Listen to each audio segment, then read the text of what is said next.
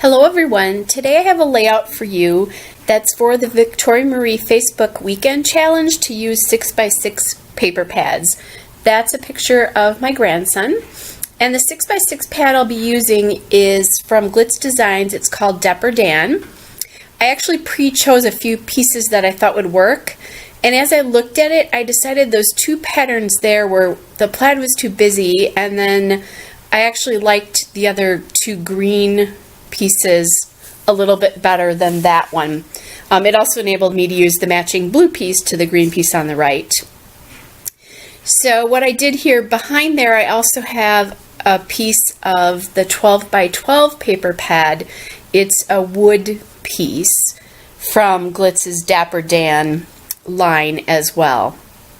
And then what I did is I cut each one down about 3/8 of an inch on two sides so that I could do a quadrant layout. And those are simple, fun layouts to do. I haven't done one in quite a while, but I really liked it. The one thing about that you have to be careful with this particular paper pad is, for some reason, not all the papers are 12 by 12. So I did check that just to make sure, but if you have it or if you find it somewhere, just be aware of that. Now I have to start fighting with my ATG, so that'll take a little bit of time. I have to learn how to cut those things out, but I had a lot of problems with it today. I did another layout and had to really fight with it. So I do love it though. It's great. The adhesive is really permanent and kind of fun. So a little bit about that photo of my grandson that you'll see in just a second. It actually was taken in Boston, but as I was looking at it, he just looked like he was running forward to his future.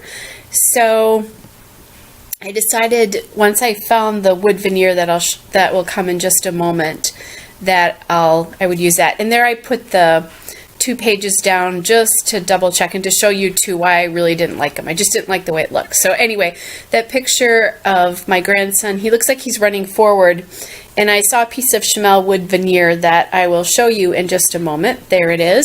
It says, "If your dreams don't scare you, they aren't big enough." And so I just, with the way he was running and that, it just seemed like a fun layout to do. He was in Boston during this, but during the photo, when the photo was taken, but I have other photos from that time. So anyway, I cut down another piece of pattern paper from the 6x6 paper pad there to act as a mat, and I left most of it intact because I wanted that little bottom there. That globe wood veneer is from 2Ps. Remember their wood veneers, they were so fantastic. It's very thin though, so you have to be careful with them so that they don't actually break. I've had them break a couple of times. And then I have that card from Elle's Studio. Or a tag actually. It's from the Serendipity collection in Elle's Studio, and I really like that because it has a big 2 on it, and Micah was 2 years old at the time that this was taken. That wood veneer of the camera up at the top is also from 2Ps, and it's a very thin one as well. That one, I think actually Amy Tangerine did a bunch of our Amy Tan for Amy Tangerine did a bunch of wood veneer for them, and I think that was one of the things she did. I'm just pulling some chipboard there, and that is from Pebbles. It's just called Pebbles Chips. It's in navy. And again, I like the reinforcing of the running forward, so I use that. It kind of matches with the idea of the running, or the arrows and the forward motion of the paper in the top left. And then from the Pebbles Chips, I played around a little bit with some wood, some chipboard circles actually, and thought about putting one in the middle of the camera, but didn't like that so much. Thought about the star, but there were so many already. There was an arrow motif and a heart motif, so I decided the star was too much. But then I found another piece of chipboard and really liked that, but I went with the darker of the smaller ones instead of the lighter one. The lighter one just drew too much attention. And now I've pulled a package of the Simple Stories Snap Life Documented. They're the bits and pieces, so really it's the die cut pieces from that collection. And I'm just going through that. I found a little heart with a wood and a little bit of navy. That won't make it on the layout. And then I found this label. And that label just sort of pulled everything together up in the upper right corner. So that actually I will use. Looked at that ampersand. There was another smaller ampersand. Decided that didn't work. And now this is again the Simple Stories Snap Life Documented.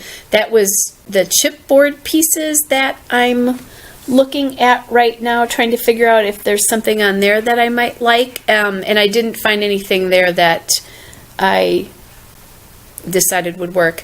And now I'm going through the Snap Life Documented stickers, just looking to see if anything would work there. I wanted more of a solid blue, and that just nothing was working there. So I decided to leave everything as it is at the moment.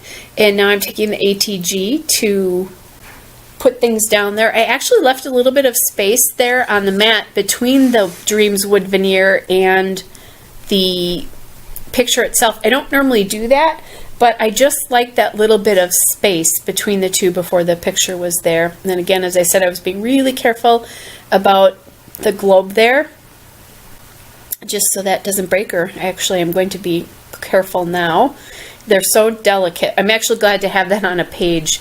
I still have a decent amount of 2Ps wood veneer, and it's right at my left hand all the time, but I forget about it because it's in a little plastic box. So I looked at it this weekend and decided I really needed to do something about that and get it on a page.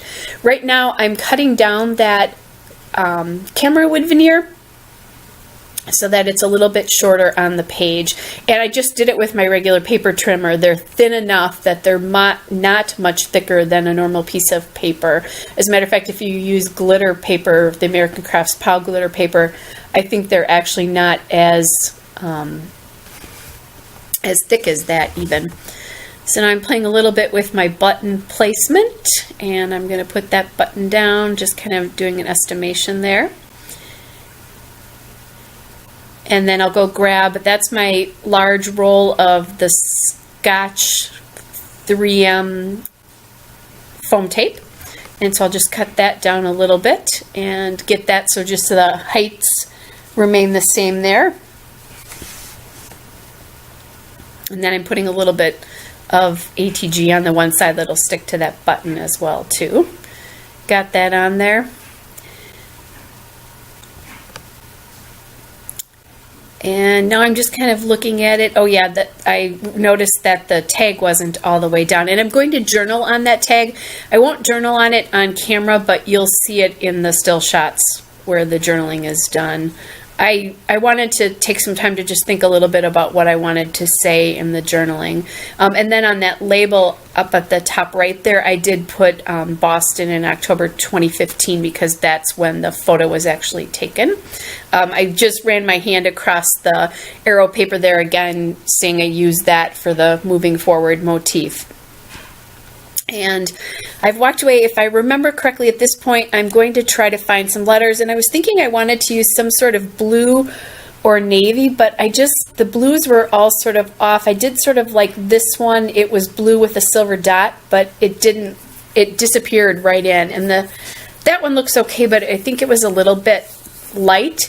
And I just wasn't seeing anything that I was really liking. There, I'm thinking about this one. Try it out. Again, I think it disappears into it. So now I've come up with the idea that, oh, maybe I could do a takeoff on the wood or the brown. So I'm kind of looking for the wood veneers there. That's an old vinyl font called Daiquiri, and I'll try that one in a second. And this is the one that I really end up using. It is chipboard. It's called Boardwalk, and the color is wood. So I'm just kind of trying the two out, trying to decide.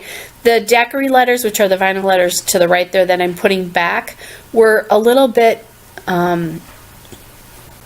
too dark when I looked at the rest. Now, if you're looking closely, I'm using a P for the R because I don't actually have an R.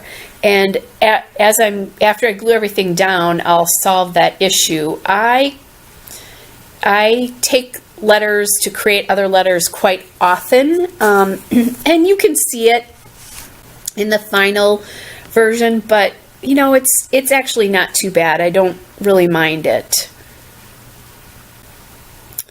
So I'm kind of getting them all taken down. A lot of times I use wax paper. I'm not quite sure, but today I didn't use wax paper, and of course then it caused me problems because I had to futz around with the letters a little bit much. But these letters really don't stick very well, so I'm using my Scotch Quick Dry adhesive in my fine line bottle and putting those down. But as I said, normally I do use wax paper. I just keep it right to hand and do that. And there's that P that eventually is going to become an R. A lot of times I'll use C's to make E's because you can put like a period sort of in the middle, and that's an easy one as well. Another one that I find really helpful if you're trying to create letters is 8s become S's really easily. That saved me quite a few times. I have a Jilly Bean Soup tiny little letter stickers set, and I think I've used all my 8s in most of them because I run out of S's all the time, just as we all do. So right there I just showed you, I'm taking a K from this set, and I'm just going to make that into the other leg for the R and solve that issue. All right, that's all on there. Everything is secure. Putting that away. So now I'm thinking I want some more color or something. The bottom I'm thinking needs some green. So I find that little arrow sticker, and that's from the Simple Stories A Charmed Life Fundamentals cardstock sticker set. So that's what that is. So I've got a little bit of green there, but I'm thinking I still want more green. So what I did is I just grabbed my enamel dots that I made from perler beads, as lots of us have. So I have like a really bright true green one, and I really like that color. So I'm trying to figure out what to do with it, thinking about putting it in the middle of the camera, but it calls too much attention to it. And then I decided I can stick it under that, the chipboard little circles there. And I add one on the bottom cluster, and then I'll add one in the on the big wood veneer, the Dreams wood veneer. And then I'm also going to look for a blue as well too, and those will go on the side too. Those will be the perfect end touches. Once I'm done, I've grabbed my micro glue dots, not the small ones. They're not small enough. So the mini ones are not really all that small. I use micro when I'm putting on my enamel dots. And actually, as I was picking up the layout to do the narration tonight, one of the enamel dots on the Dreams card fell off, so I'm going to have to go back and put that back on. As you see here, it's that one that actually fell off. I didn't get the dot flat enough, so right before I put this in the album, I'll have to put that back on. So, but I use that, and I'm using tweezers to do this because the enamel dots don't stick to them very well, and I don't have fingernails. So, thanks so much for watching, and we'll talk to you soon. Bye.